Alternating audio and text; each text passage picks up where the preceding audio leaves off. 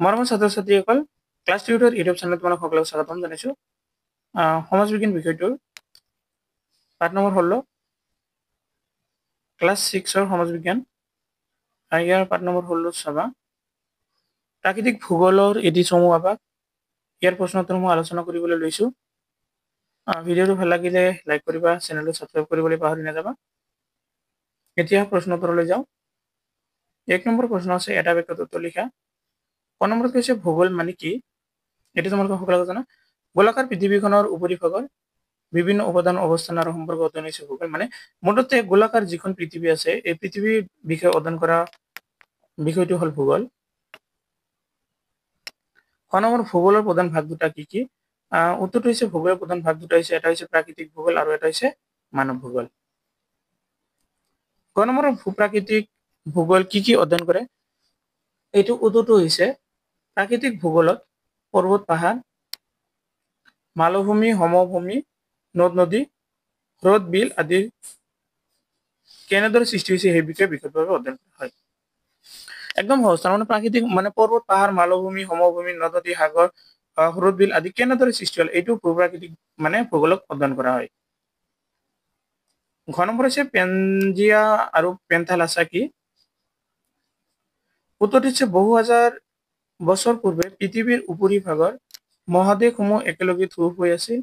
এই থোপটোৰ নাম হৈছে পেনজিয়া। এইটো ভালদৰে মনত ৰাখিবা।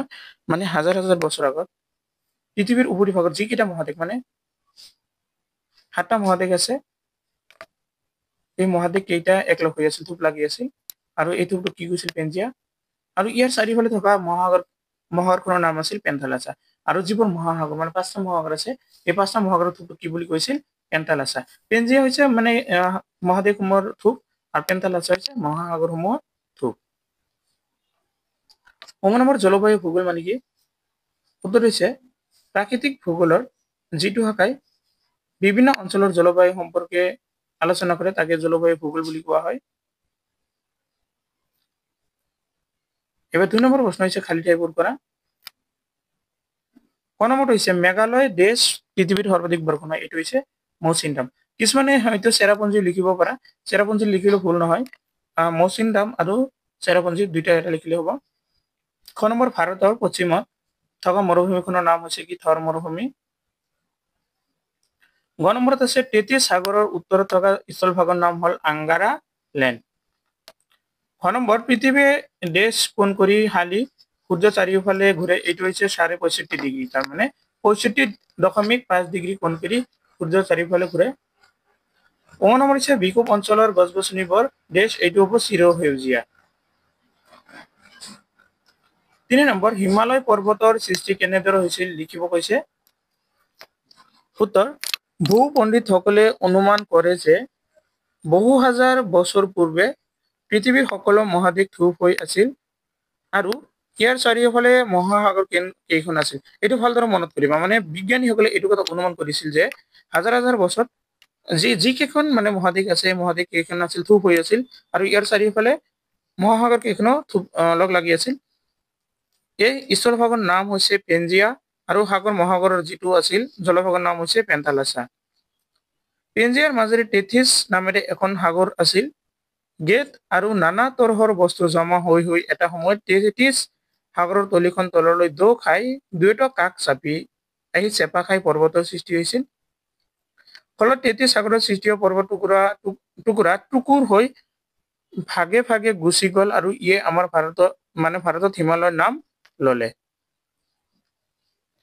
যেতিয়া এই যে মানে 33 সাগৰৰ কথা কৈছে, চেপা খাই যেতিয়া পৰ্বতৰ সৃষ্টি হৈছিল, আৰু পৰ্বত মানে টুকুৰা ভাঙি বিভিন্ন ঠাইত মানে গুচি গৈছিল, যাৰ বাবে ভাৰতত যিটো মানে পৰ্বতৰ সৃষ্টি হৈছিল এইটোৰ নাম কি দিছিল? হিমালয়।